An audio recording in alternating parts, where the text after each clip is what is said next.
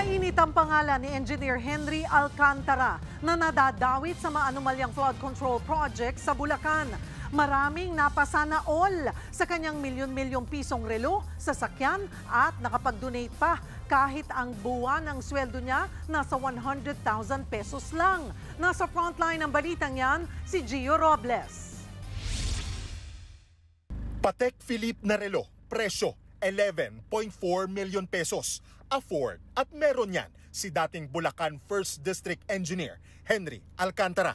Ang kasamahan niyang si Engineer Bryce Hernandez, nakarilong Audemars Piguet na 2.2 million pesos naman.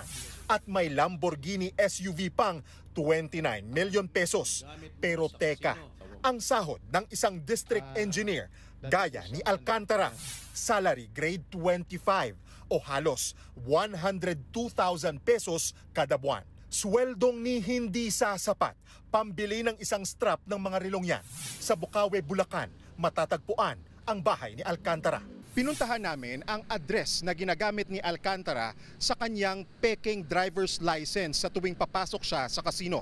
At natunto namin ang bahay ni Alcantara dito sa Bukawe sa Bulacan. Mataas ang bakod kaya hindi tanaw ang loob. Natanong namin ang tauhan ni Alcantara sa kung anong pagkakakilala nila sa engineer. Sa pagkakakilala mo kay Sir Henry Alcantara, kamusta siya bilang amo, bilang employer mo? Mabuti naman po. Maluho ba siya? Hindi po.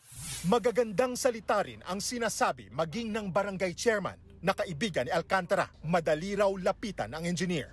As kabarangay, na kahit naman papano or madali namin siyang nalalapitan, natatakbuhan, nahihingan ng mga proyekto.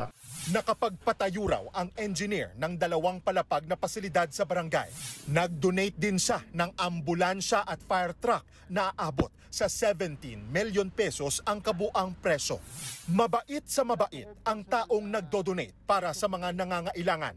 Pero hindi kabaitan ang tanong dito, kundi katotohanan. Kaya nga bang makapag-donate ng milyon-milyong piso at makabili ng mga mamahaling luho kung ang sweldo ay 102,000 pesos lang kada buwan?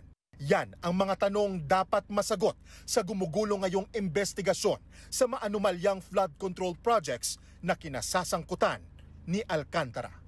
Nagbabalita mula sa Frontline, Gio Robles, News 5. Mga kapatid, Cheryl Cosing po. Maging maalam at may pakialam sa mga napapanahong issue at headlines. Mag-follow at mag-subscribe na sa social media pages ng News 5.